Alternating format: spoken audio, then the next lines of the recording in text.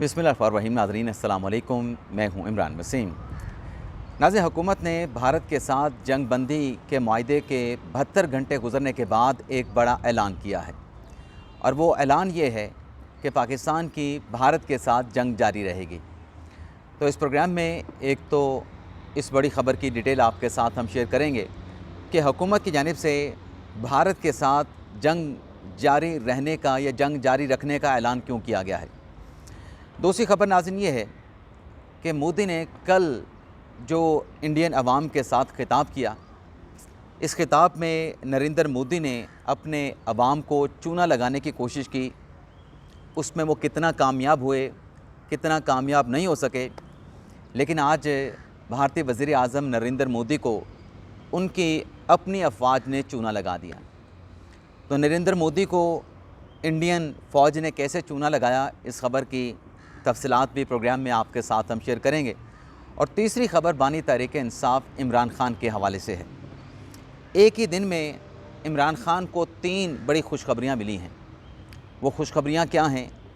उनकी तफसीलात भी आगे चल के आप देखने वालों के सामने रखेंगे। लेकिन व्लॉग का आगाज़ करने से पहले आप नाज़रीन से चैनल सब्सक्रिप्शन की दरख्वास्त करेंगे कि चैनल को सब्सक्राइब कर लें, बेल आइकॉन का बटन प्रेस करें। वीडियो पसंद आए तो इसे लाइक और शेयर ज़रूर कीजिएगा। तो सबसे पहले बात कर लेते हैं जो एक दिलचस्प ख़बर है, जो पाकिस्तान और भारत के माबैन जंग बंदी के मुआहदे के बाद भारतीय वज़ीर आज़म नरेंद्र मोदी की जानिब से इंडिया के अवाम के साथ खिताब किया गया। ये जो नाज़रीन नरेंद्र मोदी का भारतीय अवाम के साथ खिताब था, इसे पाकिस्तान ने मुस्तरद कर दिया है। आज जो तर्जमान दफ्तर ख़ारजा की जानिब से स्टेटमेंट जारी किया गया है, उसमें यह कहा गया है कि दो ममालिक की कोशिशों से जो पाकिस्तान और भारत के माबैन जंग बंदी हुई है, नरेंद्र मोदी का ये स्टेटमेंट उन कोशिशों को सबोताज करने के मुतरादिफ है। लेकिन नाज़रीन, अमूमी सतह पे नरेंद्र मोदी ने जो इंडियन अवाम के साथ खिताब किया है, इस खिताब को झूठ का पलंदा करार दिया जा रहा है। क्यों झूठ का पलंदा करार दिया जा रहा है? उसकी वजह यह है कि जो भी असर्शन उस कौम के साथ खिताब में नरेंद्र मोदी ने की है, उसकी सपोर्ट में वो कोई सबूत, कोई शवाहिद अपनी अवाम के सामने नहीं रख सके। यानी पहलगाम वाक़ये की आड़ में जो पाकिस्तान पे जंग मुसल्लत करने का फ़ैसला किया गया, जो पाकिस्तान के साथ सिंध ताश का मुआहदा अबेंस में डाला गया, जब दुनिया ने सबूत मांगे, जब पाकिस्तान ने सबूत मांगे, तो भारत ने सबूत देने की बजाय माजी के वाक़यात का हवाला देना शुरू कर दिया। पाकिस्तान ने एक बहुत अच्छी पेशकश की इंडियन गवर्नमेंट को, आलमी बरादरी को, दुनिया की बड़ी ताकतों को कि पहलगाम वाक़ये की जिससे मर्ज़ी तहकीकात करा लें, पाकिस्तान तावन करेगा। पाकिस्तान कसूरवार करार पाया तो हर सज़ा का पाकिस्तान मुस्तहिक़ होगा। अगर मोदी के पास सबूत होते तो मोदी वो सबूत पूरी दुनिया के सामने रख देते, लेकिन मोदी ने दुनिया के सामने भी झूठ बोला और अपने अवाम के साथ जो खिताब किया, उस खिताब में भी झूठ बोला। अब वो झूठ क्या थे, वो रिकॉर्ड पे मौजूद हैं कि सच क्या है, हकीकत क्या है, झूठ क्या है, अफसाने क्या हैं, इल्ज़ामात क्या हैं। अब नरेंद्र मोदी ने जो अपने खिताब के ज़रिए इंडियन पब्लिक को चूना लगाने की कोशिश की, कल के इस खिताब के बाद नरेंद्र मोदी आज जाते हैं आदमपुर की उस एयरबेस पे जो कि भारत की जदीद तरीन एयरबेस है, और इसी बेस पे पाकिस्तान की फ़िज़ाइया की जानिब से जो इंडिया का दिफाई निज़ाम था S-400 का, उसको नुकसान पहुंचाया गया था। उस दिफाई ढाल को पाकिस्तान के मिज़ाइलों के ज़रिए हिट किया गया, उस दिफाई निज़ाम को ख़राब किया गया, मफलूज बना दिया गया। आज दिल्ली से नरेंद्र मोदी साहब उड़े हैं और उनके साथ इंडियन एयरफोर्स के जो सरबराह हैं AP सिंह, वो भी उनके साथ थे। नरेंद्र मोदी ने जब आदमपुर के एयरपोर्ट पे अपने जवानों को इस जंग के बाद खराज तहसीन पेश किया, उनका हौसला बढ़ाया, तो उस विज़िट के दौरान मोदी साहब को ये बताया गया, मोदी साहब को ये दिखाया गया। अब देखने के लिए तो वो सारी ब्रीफिंग जो है S-400 निज़ाम के हवाले से मोदी साहब को दी जा रही थी, लेकिन असल में वो ब्रीफिंग और उस ब्रीफिंग के ज़रिए दुनिया को बताया जा रहा था कि पाकिस्तान का जो दावा है कि भारत का जो S-400 का दिफाई निज़ाम है, पाकिस्तान ने उसको तबाह कर दिया है, पाकिस्तान ने उसको मफलूज कर दिया है। ये देखें, ये लॉन्चर व्हीकल मौजूद है और ये लॉन्चर व्हीकल बता रहा है कि इंडिया का जो दिफाई निज़ाम था S-400 का जदीद तरीन, उसको किसी किस्म का नुकसान नहीं पहुंचा। तो ये नाज़रीन झूठ का एक और पलंदा था। इंडियन अफवाज ने, इंडियन एयरफोर्स ने जहां मोदी सरकार को बज़ाहिर चूना लगाने की कोशिश की, वहीं दुनिया की आंखों में भी धूल झोंकने की कोशिश की गई। अब हकीकत क्या है नाज़रीन, पाकिस्तान के जो JF थंडर त्यारे जो उधमपुर के एयरबेस को टारगेट कर रहे थे,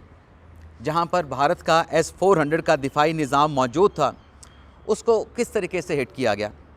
उसको किस तरीके से नकारा बनाया गया, नाकाम बनाया गया। तो इस हवाले से नाज़रीन हमें जो सिक्योरिटी ज़राए से मालूमात मिली हैं, जो कन्फर्मेशन मिली है कि भारत तो ये दावा कर रहा है, पाकिस्तान ये दावा कर रहा है, तो हकीकत क्या है, तो हमें ये बताया गया कि पाकिस्तान एयरफोर्स ने JF थंडर 17 का जो ब्लॉक 2 का जो फाइटर जेट था, उसके ज़रिए भारत के आदमपुर एयरबेस पे मौजूद S-400 जो उनका डिफेंस सिस्टम है, उस पर CM-400 के हाइपरसोनिक जो मिज़ाइल थे वो फायर किए गए। क्या किया गया? हाइपरसोनिक्स CM-400 के जो मिज़ाइल थे, भारत का जो एयर डिफेंस सिस्टम है, पूरे सिस्टम की बात हो रही है, उसको निशाना बनाया गया। और इसमें सिक्योरिटी ज़राए ने क्लियर किया कि ये जो पाकिस्तान का मिज़ाइल है CM-400, ये ख़ास तौर पे जो रडार होता है, रडार वाला वो हिस्सा जहाँ से रेडिएशन निकलती हैं, उस हिस्से को टारगेट किया गया। और जब रेडिएशन निकालने वाले सिस्टम को टारगेट किया गया तो भारत का जो दिफाई निज़ाम था, जो दिफाई ढाल थी, वो मफलूज हो गई। और दिफाई ढाल को मफलूज करने के बाद पाकिस्तान ने इंडियन की जो बेसेस थी, इंडियन के जो और मिलिट्री इंस्टॉलेशंस थी, जो ब्रह्मोस का मिज़ाइल के जो स्टोरेज थे, उनको फिर बग़ैर किसी दिक्कत, किसी रुकावट के निशाना बना के उनको तबाह कर दिया, उनको मफलूज कर दिया, उनको नुकसान पहुंचाया। तो ये इंडियन फ़ौज ने अपने वज़ीर आज़म को धूल चटा दी या फिर उसको चूना लगा दिया। अब आ जाते हैं दोस्त ममालिक की कोशिशों के साथ जो पाकिस्तान और भारत के माबैन जंग बंदी हुई है। पाकिस्तान की हुकूमत को ये क्यों ऐलान करना पड़ा कि भारत के साथ जंग जारी रहेगी? मामला नाज़रीन ये है कि जैसे मैंने अभी थोड़ी देर पहले कहा कि पहलगाम वाक़े का कोई सबूत नरेंद्र मोदी जो है दुनिया को नहीं दिखा सके, और पाकिस्तान ने अपनी गर्दन मोदी के हाथ में दे दी थी। मुझे ये बात कह लेने दीजिए, जब पाकिस्तान ने यह कहा ना कि हम तहकीकात में भारत के साथ तावन करने के लिए तैयार हैं, उस तहकीकात में इंडिपेंडेंट जो ऑब्ज़र्वर हैं, इंडिपेंडेंट जो एक्सपर्ट हैं इन्वेस्टिगेशन के, इंक्वायरी के, उनको भी शामिल किया जाए, तो भारत के पास एक सुनहरी मौका था पाकिस्तान को जाल में फंसाने का। लेकिन भारत पाकिस्तान को कैसे जाल में फंसा सकता था? अगर उसके पास सबूत होते, अगर उसके पास शवाहिद होते। तो भारत का पाकिस्तान की इस ऑफ़र को एक्सेप्ट ना करना ये बताता है कि उनके पास कोई सबूत नहीं थे कि LOC क्रॉस करके पाकिस्तान से लोग वहाँ पे गए थे और पहलगाम में इंडियन शहरी को बेदर्दी के साथ, दहशतगर्दी के साथ वहाँ पे उनको कत्ल किया गया। कोई सबूत भारत के पास नहीं था। और मैं यकीन के साथ कह रहा हूँ कि अगर भारत के पास ऐसा सबूत होता तो भारत कभी पाकिस्तान की तहकीकात की ऑफ़र को डिक्लाइन ना करता, रिजेक्ट ना करता। लेकिन चूँकि मकसूद ये था कि सबूत भी नहीं है, शवाहिद भी नहीं है, पाकिस्तान के साथ सिंध-ताज़ के मुआहदे को छेड़ना है, उसको बेंस में डालना है, पाकिस्तान के ऊपर जंग मुसल्लत करके अपना वोट बैंक बढ़ाना है और ख़ित्ते में अपनी चुदाराहट कायम करनी है। लेकिन ये तमाम ख्वाब जो है वो चकनाचूर हो गए। दोनों हमले जो भारत की जानिब से किए गए, पाकिस्तान ने उन हमलों का मुंह तोड़ भारत को जवाब दिया, और ऐसा जवाब दिया गया, ऐसा तारीख़ी रिस्पांस पाकिस्तान ने दिया कि भारत को भागकर आलमी बरादरी और बिलखसूस अमेरिका के पास जाना पड़ा। भारत की जानिब से जो बार बार ये इल्ज़ाम लगाया जा रहा है कि सीज़ फायर की पेशकश पाकिस्तान की जानिब से की गई थी, आज पाकिस्तान के दफ्तर ख़ारजा ने इस बात को क्लियर कर दिया है कि पाकिस्तान ने जो अटैक किया था 10 मई की रात, 10 मई की सुबह को, उस काउंटर अटैक की जो शिद्दत थी, उस काउंटर अटैक से जो मोदी को नुकसान पहुंचा, इंडियन अफवाज को नुकसान पहुंचा और मज़ीद जो नुकसान पहुंच सकता था, जिसका इम्कान था, पाकिस्तान अगर ऑपरेशन जारी और सारी रखता उसी शिद्दत के साथ, उसी पेडेस्टल पे, तो शायद भारत का नुकसान मौजूदा नुकसान से बहुत ज़्यादा होता। और उसी चीज़ को देखते हुए अमेरिका की तरफ से पाकिस्तान को ऑफ़र की गई कि भारत सीज़ फायर के लिए तैयार है, क्या पाकिस्तान सीज़ फायर के लिए तैयार है? तो पाकिस्तान की तरफ से ये जवाब दिया गया था कि अगर भारत पाकिस्तान पे हमला ना करे तो पाकिस्तान भी हमला नहीं करेगा, और अगर भारत पाकिस्तान पे हमला करेगा तो कोई सीज़ फायर नहीं, पाकिस्तान उस हमले का भरपूर जवाब देगा। तो उस पर इंडियन एग्री कर गए कि हम पाकिस्तान के ऊपर हमला नहीं करेंगे, क्योंकि जब पाकिस्तान ने 10 मई के हमले का जवाब दिया, काउंटर अटैक किया, तो ये बातें हो रही थी पूरी दुनिया में, पाकिस्तान में भी, कि भारत हो सकता है कि इसका रिस्पॉन्ड करे और उसके रिस्पॉन्ड में फिर पाकिस्तान काउंटर कार्रवाई करे, और ये सिलसिला इसी तरीके से चलता रहेगा और बात जो है जौहरी हथियारों के इस्तेमाल तक जा सकती है। लेकिन पाकिस्तान ने दुनिया की तरफ से जो पेशकश की गई और भारत की तरफ से भी जो प्रेस कॉन्फ्रेंस में उनकी अफवाज की तर्जमान सोफिया कुरैशी ने कहा कि भारत हमला नहीं करेगा अगर पाकिस्तान हमला ना करे, भारत जो है वो हालात को ठीक बनाना चाहता है। तो पाकिस्तान ने कहा ठीक है, अगर भारत सीज़ फायर का कह रहा है और पहल नहीं करेगा तो हम भी उसका जवाब नहीं देंगे। लेकिन नाज़रीन, आज हुकूमत की तरफ से, हुकूमत के सीनियर मिनिस्टर इसहाक डार ने यह ऐलान किया है कि भारत की तरफ से जो पाकिस्तान का पानी रोकने का जो इक़दाम है उसको पाकिस्तान जंग तस्वर करेगा। तो इसका मतलब ये है कि जब तक सिंध तास का जो माहिदा भारत ने अबेंस में डाला है उस फैसले से भारत पीछे नहीं हट जाता, पाकिस्तान की भारत के ख़िलाफ़ जंग वाली सूरत हाल जारी है। भारत को डैम बनाने में तो शायद बरसों लग जाएं, लेकिन जब भी पाकिस्तान का पानी रोका जाएगा, पाकिस्तान के पानी का रुख मोड़ा जाएगा, तो पाकिस्तान उस किसी भी इंफ्रास्ट्रक्चर पे, उस ढांचे पे लगाई गई कोई भी ईंट होगी, उसको अपने हथियारों के ज़रिए, अपने मिज़ाइलों के ज़रिए उस स्ट्रक्चर को तबाह व बर्बाद कर देगा। और आज इस बात को वज़ीर ख़ारजा इसहाक डार साहब ने रीआइट्रेट किया है कि भारत की तरफ से पाकिस्तान का पानी रोकने का कोई भी इक़दाम जो है उसे इक़दाम जंग तस्वर किया जाएगा। तो पाकिस्तान और भारत के जो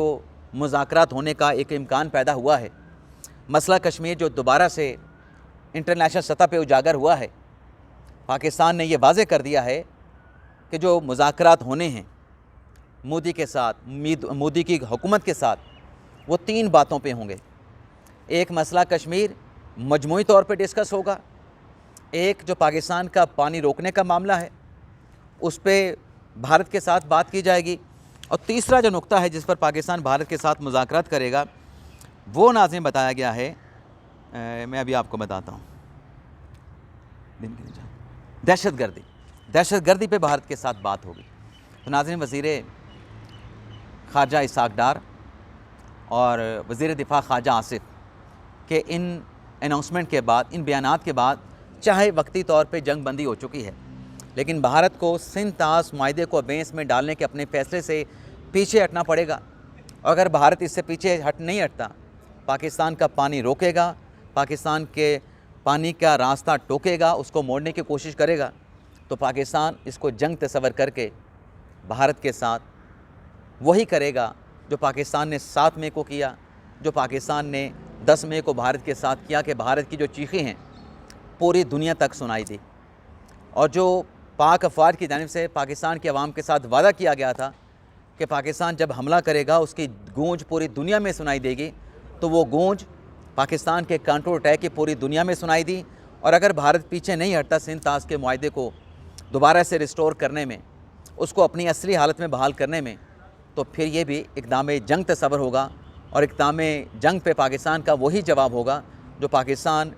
इसी मई के महीने में भारत को 2 मरतबा दे चुका है। बानी तहरीक इंसाफ के हवाले से नाज़रीन, अच्छी ख़बरें ये हैं कि आज इस्लामाबाद हाई कोर्ट ने इमरान खान साहब की हमशीरा अलीमा ख़ान का नाम ECL से निकालने का हुक्म दे दिया है। अलीमा ख़ान के साथ पाकिस्तान तहरीक इंसाफ के साबिक़ सेक्रेटरी इत्तलात रऊफ़ हसन का नाम भी इस्लामाबाद हाई कोर्ट ने ECL से निकालने का हुक्म दे दिया है। यानी इमरान ख़ान के पार्टी के रहनुमा रऊफ़ हसन इमरान ख़ान की बहन अलीमा ख़ान को बाहर जाने के इस्लामाबाद हाई कोर्ट ने इजाज़त दे दी है। तीसरी अच्छी खबर जो बानी तहरीक इंसाफ इमरान ख़ान के लिए आज मोदी की शिकस्त के बाद मंजर आम पे आई है, वो ये है कि इमरान ख़ान की तीनों बहनों की, अलीमा ख़ान की, उस्मा ख़ान की और नौरीन ख़ानम की अडयाला जेल में बानी तहरीक इंसाफ इमरान ख़ान के साथ मुलाकात हुई है। तो भारत के साथ जंग के इख्तिताम के बाद, कशीदगी के इख्तिताम के बाद बानी तहरीक इंसाफ के लिए तीन अच्छी खबरों की हैट्रिक हुई है। इजाज़त चाहते हैं नाज़रीन, अल्लाह हाफ़िज़।